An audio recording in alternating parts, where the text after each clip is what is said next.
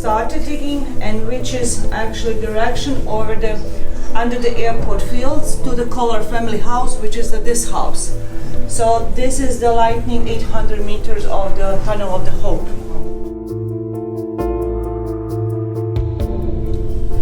النفق اللي أنا فيه الحين هو نفق الحياة الذي أقيم بسبب الحرب من 92 إلى 96 على سراييفو، والحصار المرير اللي عانوا منه ودفعوا فيه الغالي والنفيس طول هالفترة من قبل الصرب.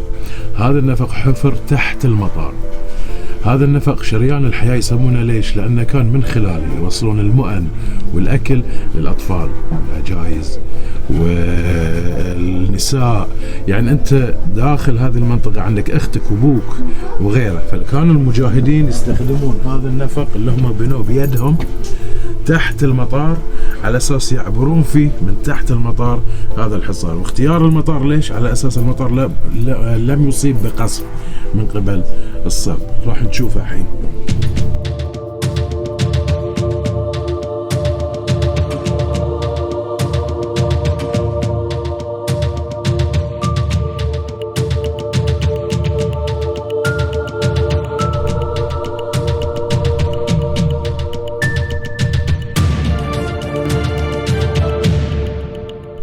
Right now we are here in the Tunnel of the Hope, one of the Sarajevo museums, very important for the citizens of Sarajevo because of the surviving the siege of the city of Sarajevo. After seeing the video how the citizens living actually and visiting this museum, you will see the Bosnia and Herzegovina as a country with totally different eyes, with lot of emotions, and actually the life here during the 1992-1993 during aggression Bosnia and Herzegovina was very hard, and even I was one of the survivors of the siege of the city Sarajevo, who was 16 years old, and I was writing my diary actually every day about what was happening here, so for 4 years. And right now I'm writing the book which will be named Pyjama. It's very unusual probably name for you, but for me that night when I wear pyjama sleeping suit and go in the bed, I know it come the peace. So you are more than welcome in Bosnia and Herzegovina to see in different eyes, that we here feel positive energy from you, because we was the people who survived many bad things, and today we are ready to accept all the tourists, to show them our country, to share with them emotions, and that's it.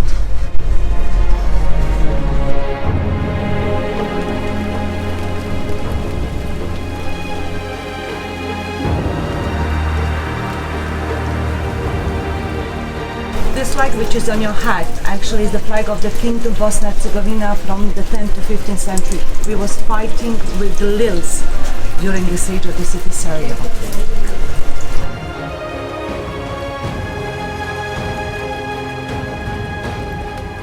Get all rewards what it's needed for the justified fight against aggressors. He was defending the first home, the people, civilians, during aggression Bosnia and Herzegovina against aggressor troops who were surrounding our capital city. So he's today working as a live person, thank God, to survive all of that, and telling personal stories about the siege of the city, all the front lines in whole Bosnia and Herzegovina. He is one of our shiny stars here in Bosnia and Herzegovina. So thank you, her in personal name, for giving all this, and we are hoping that all our guests here will get good stories, good experience from me, from Harun, from both sides, civilian sides and the professional army side. So we are inviting you to visit Bosnia and Herzegovina and see another side of Bosnia. Thank you very much.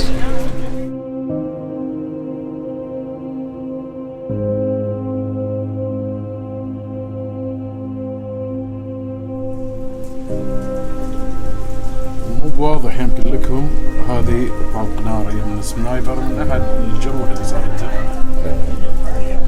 في الحرب. الله يحفظ المسلمين إن شاء الله. الحمد لله.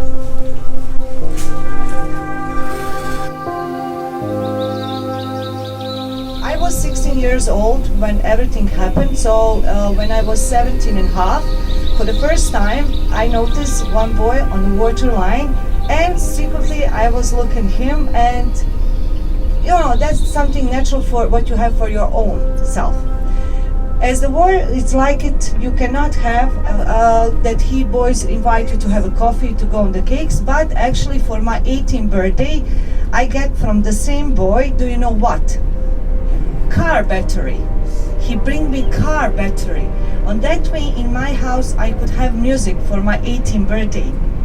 When I was full age person, then by all laws, he bring me in his house in front of his parents, and actually we get engaged in front of his parents.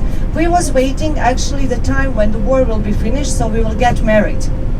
He was the soldier of the army Bosnia and Herzegovina, and he was mostly on the front line. It was rare moments when he comes in front of my house, knock on my window, and they say, "How are you, what you are doing?" So basically, my lucky was that he was living 2 streets from my home. So we could see each other at least once in a month or 2 months. Unfortunately, the war goes on the wrong way. So I get very sick after the 1995. So urgently through the tunnel, I need to be taken out of the city in the hospital because I was 45 kilo only weight. And after that, I need to be traveled to the Sweden where my brother was living much longer. We lost connections. He stayed in Bosnia to defend the city. I was in the Sweden. Then when I come back here in Sarajevo in 1997 to continue studies, he was out of the Bosnia. So to 2007 in the month March, we met in the city. I was 29 and he was 32. And do you know when for the first time you see someone which is your first love? And he invited me for the first time during our, we can say, relation, would you like to have a coffee? And I go to have a coffee with him. We was pretty much silent during this moment to be in the peace, in cafe, and we are sitting next to each other alive. And for me, in that moment was enough that he was next to me. And same thing for him. After maybe 2 hours, do you know what he said to me? Because he saw on my finger the engagement ring still. He said, "You know what, Samira? I think it's time that we get married after 13 years." And inshallah, after 1 month, we get married. Today we have 2 beautiful children. So it's not the war, everything was the death. Something what war cannot kill, it's love. Love which is not breakable. Love from the war, it's something what is very strong. And today we are living very good life.